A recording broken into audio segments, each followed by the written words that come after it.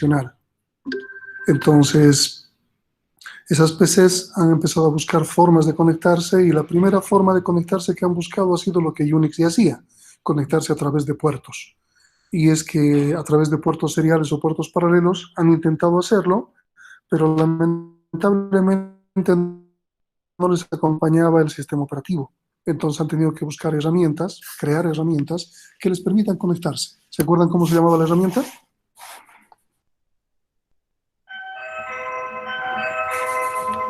¿Se acuerdan cómo se llamaba la herramienta? ¿En qué deriva esa herramienta? ¿Se acuerdan? ¿Qué es lo que conocen ahora que se maneja de esa manera?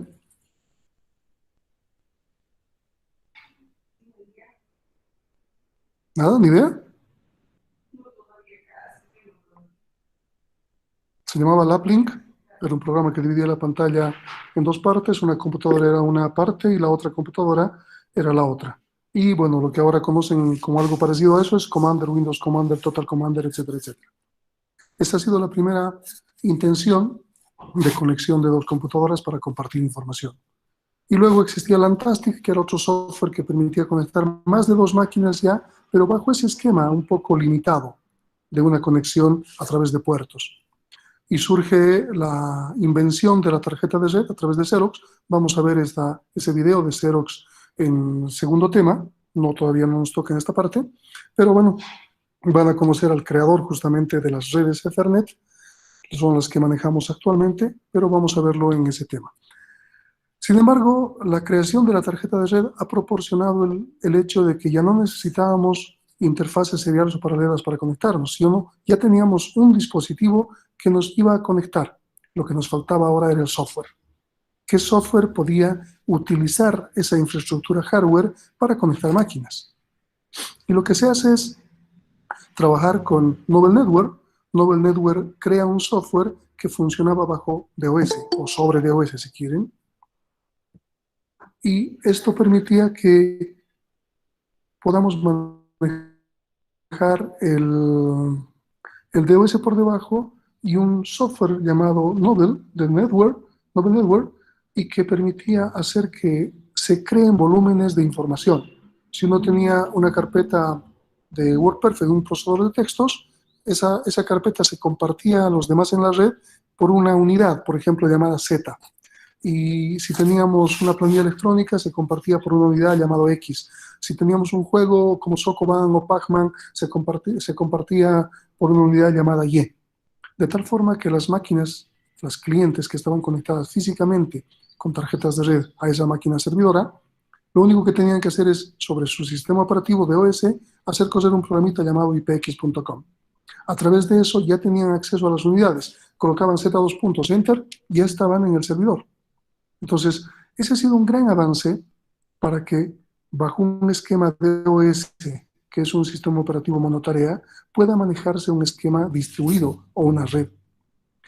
Esto ha sido, les había comentado, bien aprovechado por Microsoft, que ha permitido que utilice ese esquema, pero cree su propio software bajo DOS, bueno, sobre DOS, perdón, qué cosa sobre DOS, y que permite hacer lo mismo sin necesidad de un servidor.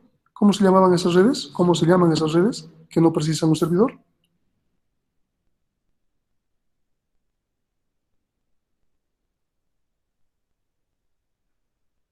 Vamos, alguien tiene que haber recordar esa parte. Para par. Para par, exactamente. Gracias, Génesis. Peer-to-peer. Para par son las redes que ha creado Microsoft. Este concepto es interesante porque todas las máquinas actúan en igual papel. Ninguna es más que la otra. No importa sus características hardware. Todas actúan para par. Y este esquema ha sido interesante.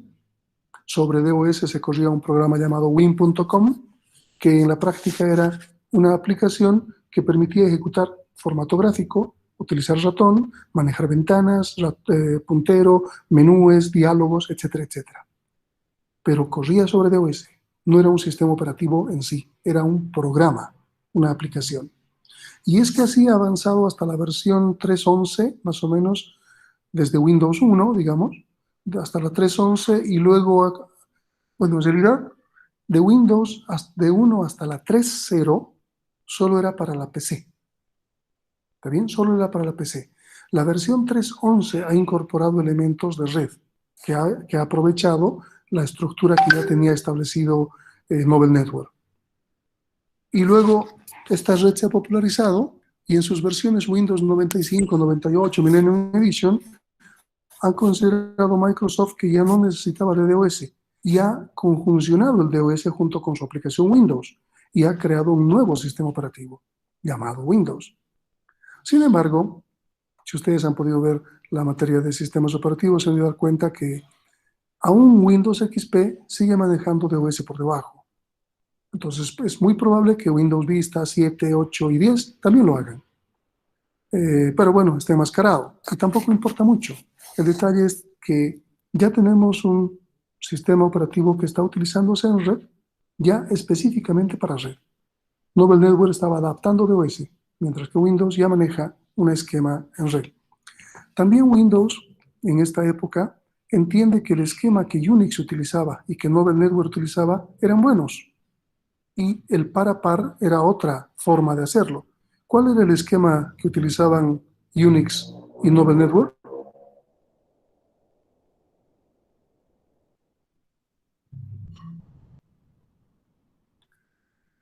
Si Windows incorpora peer-to-peer o par a par, ¿cómo se llamaba el otro esquema?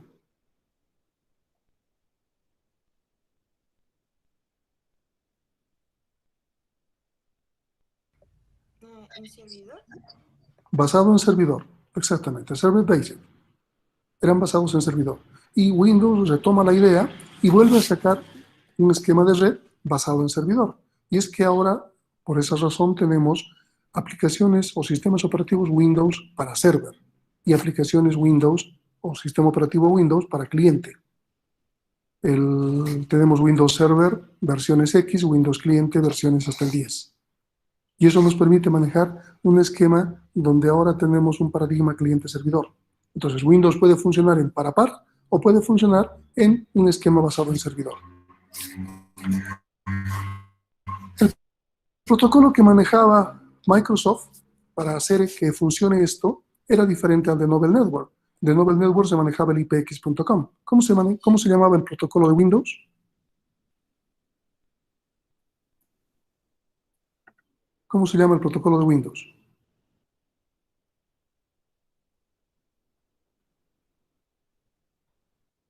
NetBEUI. Este protocolo ha estado mucho tiempo funcionando todavía en Windows y se ha resistido a cambiar. Una vez que se incorpora NetBEUI y empieza a funcionar Windows, las otras empresas hacen el mismo trabajo. No significa que Microsoft haya sido el inventor de esto. Las otras empresas empiezan a hacer su propio esfuerzo. Novel Network continúa con sus redes, Windows con sus redes a nivel de Microsoft, Apple Macintosh maneja una red llamada Apple Talk, Xerox sigue manejando su red, la básica. IBM maneja un esquema basado llamado SNA. En la siguiente clase ya vamos a revisar un poco mejor esto.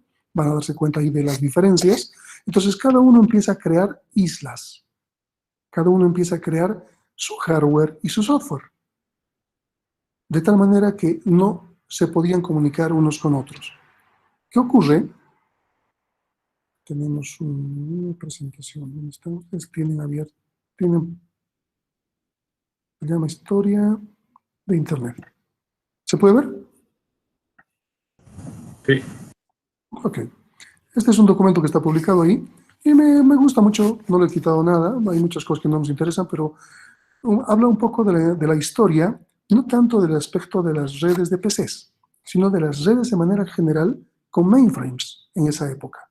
Entonces estamos hablando del 60, porque las PCs empiezan en los 80 y las redes empiezan a aparecer a partir de Windows 3.11, más o menos debe ser casi finalizando, antes de finalizar los 90, antes de finalizar los 80, perdón. Entonces, hay un primer artículo que trata sobre un elemento muy, muy importante que ha dado pie a que las redes funcionen. Se llama conmutación de paquetes. ¿Alguien me puede explicar qué significa?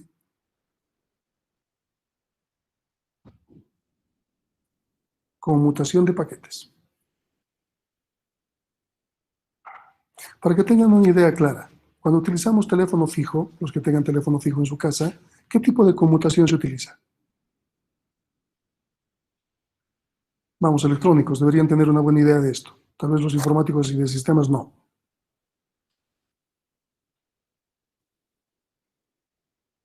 ¿Qué tipo de conmutación se utiliza en la telefonía?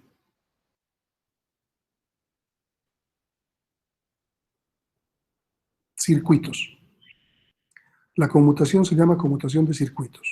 Y eso significa que desde su casa ustedes levantan el teléfono y hay un cable, un par de hilos de cobre, que va a ir a un armario cada 4 manzanos y después del armario va a ir a una central a través de ductos subterráneos y esa central va a comunicarse con otro teléfono al que ustedes quieren llamar. En la práctica está cerrando un circuito, está generando el interruptor, lo está poniendo encendido para que la conexión punto a punto se establezca. Eso es conmutación de circuitos. Para hacer redes sobre lo mismo, necesitaríamos desde nuestra casa estar conectados a alguna central de redes que nos conecte con otras máquinas de las redes. Es decir, necesitaríamos toda una circuitería por debajo de nuestros pies. Y eso es lo que se ha querido evitar, porque ya con los teléfonos tenemos una maraña de cables por debajo de nuestros pies que ya son obsoletos. Entonces, se ha inventado, FlexRock, Leonard, ha creado algo que se llama conmutación de paquetes, que no es otra cosa que buscar que tener una infraestructura armada de circuitos, si quieren, pero no totales, no completos, no de mí para todos, sino de mí para alguno, y ese otro va a ir a otro, y va a ir a otro, y va a ir a otro, y va a llegar al destino final. Entonces, ¿qué es lo que se está haciendo con conmutación de paquetes? Se mandan paquetes de información y estos paquetes buscan el mejor camino para encontrar su destino. Mientras que conmutación de circuitos solo hay un camino, un circuito físico. ¿Está clara la diferencia? El 68, estamos hablando de más o menos la época de la Guerra Fría. ¿Alguien sabe lo que significa la Guerra Fría? ¿Y entre qué países se ha establecido? Fue entre Rusia y Estados Unidos, ingeniero. Ok, no es Rusia en realidad, es la Unión Soviética. Esa época era la Unión Soviética.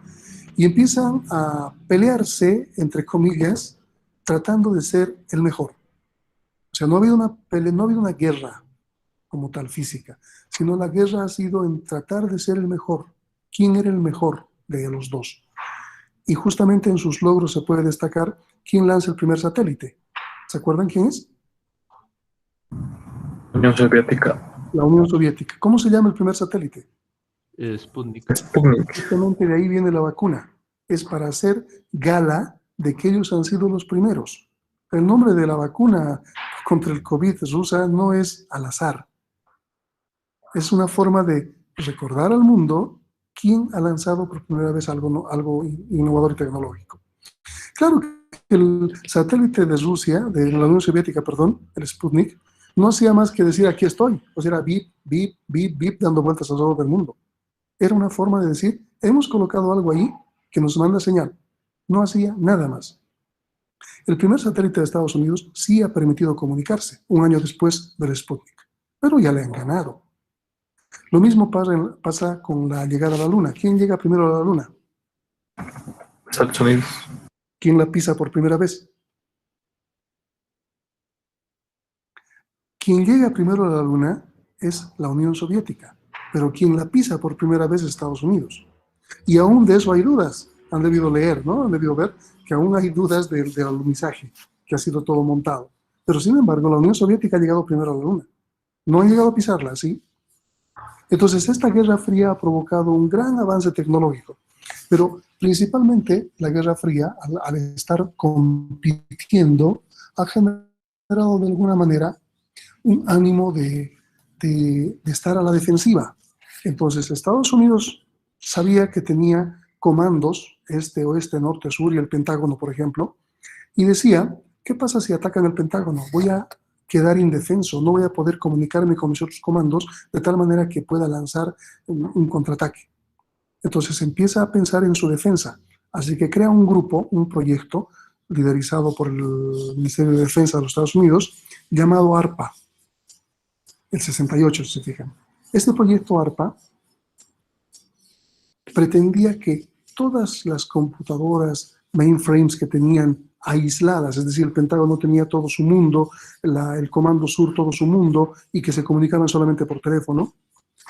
La idea de Estados Unidos era que estén interconectadas, de tal manera que si una de ellas caía, las otras podían contraatacar, cualquiera de las N que tenía en su país.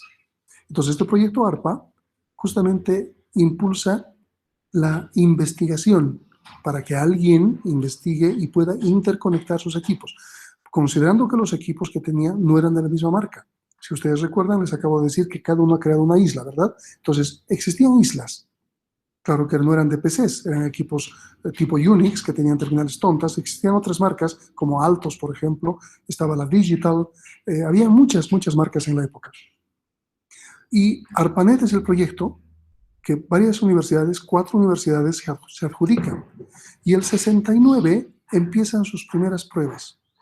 Esta que está aquí es anecdóticamente la primera prueba que han hecho. Fíjense que Kleinrock, que estaba en Stanford, la Universidad de Stanford, se quería comunicar con la Universidad de California.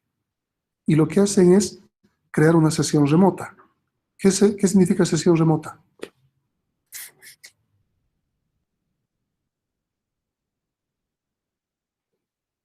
Que desde mi máquina yo puedo utilizar otra máquina, puedo acceder a otra máquina. Entonces, como el sistema operativo que imperaba en la época era Unix, Unix crea sesiones. Lo primero que se hace es colocar login, luego un usuario pide password, se coloca la contraseña y uno puede ingresar a su sesión. Esa es la idea. Entonces, seguimos la misma idea en la época. Y desde California escriben la L de login en su teclado.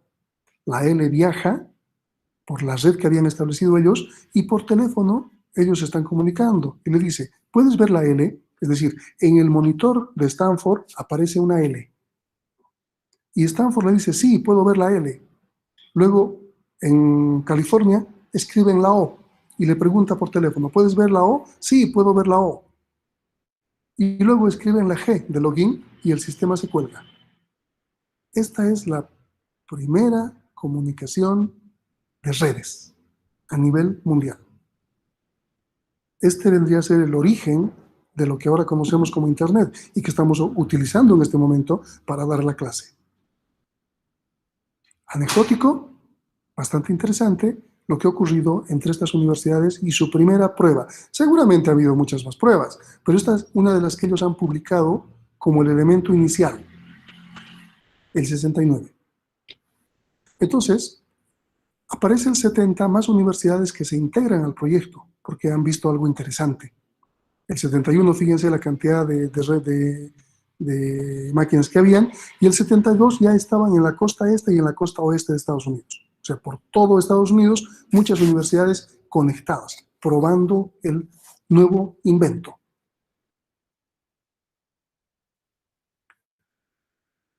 El 73 se conecta hasta con Europa, con Londres.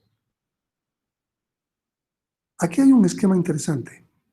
Este es justamente el que vamos a revisar en el tema siguiente. Este señor, ¿cómo se llama? ¿Alguien sabe? Este es el creador del término Ethernet, las redes que manejamos ahora. Se llama Robert o Bob Metcalfe. Y este es el primer esquema que ellos publican en un artículo y llamándole Ethernet. Él y Gops, creo más el apellido. Son 2 personas, pero es el que está como autor principal. Esto es una computadora, algún tipo de controlador e interfase y un transceiver, que permite convertir este tipo de dispositivo para un cable. Y a este cable le llaman el Ether.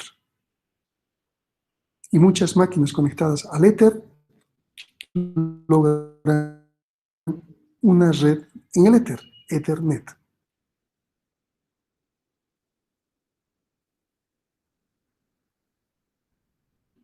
Entonces, aquí aparecen Robert Kahn y Bill Cerf con un protocolo llamado TCP, que permite hacer funcionar el TCP, o sea, ese esquema de esas redes que les he dicho de las universidades, basados en TCP. El 78, TCP generaba mucha carga para los enrutadores, así que dividen la carga en dos protocolos, uno que le llaman IP y el otro que se llama TCP. Fíjense que estos dos nombres de los protocolos más importantes de esta invención son las que dan el nombre al conjunto de protocolos que actualmente lo conocemos como ¿qué?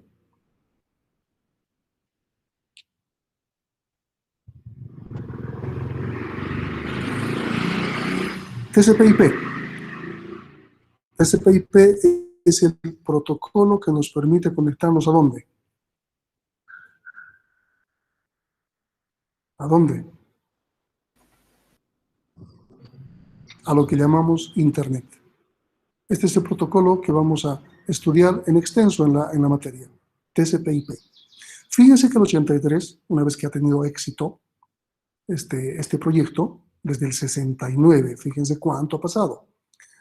ARPANET se separa de MILNET, es decir, el Departamento de Defensa de los Estados Unidos considera un éxito lo que han logrado y crea su propia red llamada MILNET y deja ARPANET para que se siga investigando. Si ellos no hacían eso, porque les correspondía, les pertenecía, solamente se hubiese creado MILNET y no hubiese existido lo que ahora conocemos como Internet. Ha sido bueno de su parte que este proyecto continúe. Luego ARPANET se ha llamado NSF y NSFNet ha manejado ya lo que vendría a ser un esquema ya no privado, sino más público. Se han querido manejar poder cambiar los protocolos TCP/IP a un estándar que estaba manejando en la época llamado OSI, no se ha podido. El 89 nace la web con Tim Berners-Lee. La web no es Internet. ¿Qué es la Internet? ¿Cuál es la diferencia entre Internet y la web? ¿Alguien me puede decir?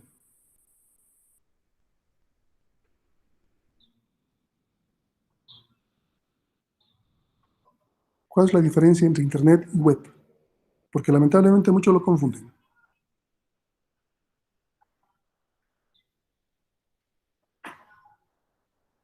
¿Nadie? ¿Ni idea? El Internet es la infraestructura, los fierros, los cables, los conectores, que se están interconectando, armando esa red de computadoras mundial. Y la web es un programa, una aplicación que se ejecuta sobre esa infraestructura. Lo mismo WhatsApp, lo mismo Facebook, lo mismo, no sé, alguna aplicación de música, digamos Spotify, y cualquier otro programa que no sea web. O sea, puede haber la parte web y que no sea web, pero todos están utilizando la infraestructura de red llamada Internet. ¿Está clara la diferencia? En el 94 se decide no cambiar a OSI. Vamos a hablar de OSI en la siguiente clase. Y aquí vemos un poco la evolución de Internet. Empieza a crecer exponencialmente. Hay una página interesante, si ustedes pueden revisar, pueden ver el mapa de Internet, pueden buscar, o simplemente skitter.com, y les va a dar un mapa en 3 dimensiones de cómo están conectadas.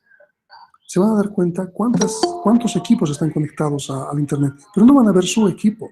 En Bolivia van a ver 2 o 3 puntos, 4 puntos, 5 puntos, y no los millones que podemos estar conectados. Aquí tenemos, a ver, cables submarinos que están conectando los continentes y que nos permiten generar esa interconexión entre continentes. De esto vamos a hablar en el tema 2. Aquí podemos ver un mapa como de calor, pero no es calor, que nos muestra la alta conectividad. Fíjense que en Bolivia la conectividad es pésima. No importa cuántos millones estemos conectados a Internet. En un mapa global, mundial, estamos muy pobres.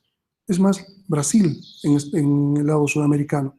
Estados Unidos, fíjense que es la costa este, en realidad.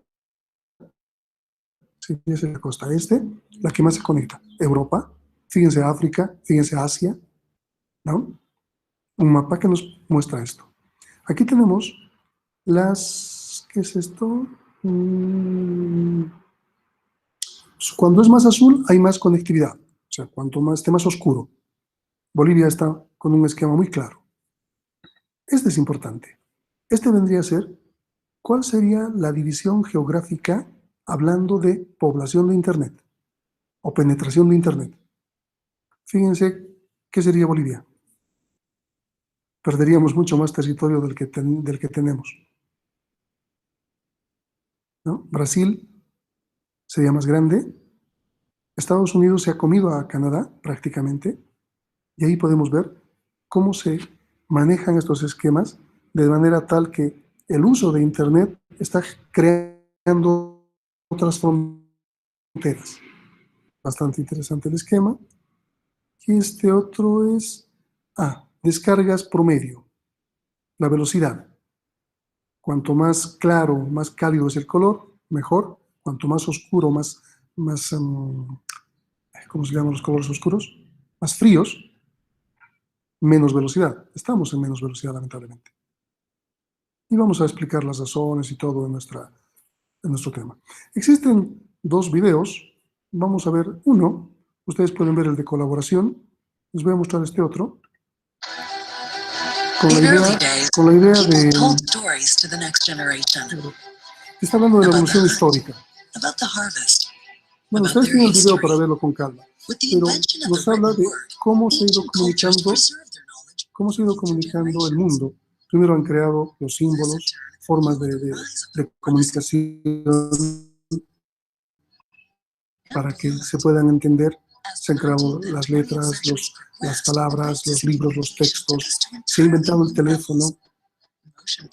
Con el teléfono se ha inventado la radio, la televisión, el lanzamiento del satélite. Ahí está el satélite justamente. Entonces, formas de comunicación, distintas formas de comunicación. Ahí están las tarjetas perforadas, las primeras computadoras, ahí está una terminal tonta, y por atrás está una mainframe, tenemos una PC, los disquetes, la tercera generación de computadoras, y se ha ido avanzando en la comunicación.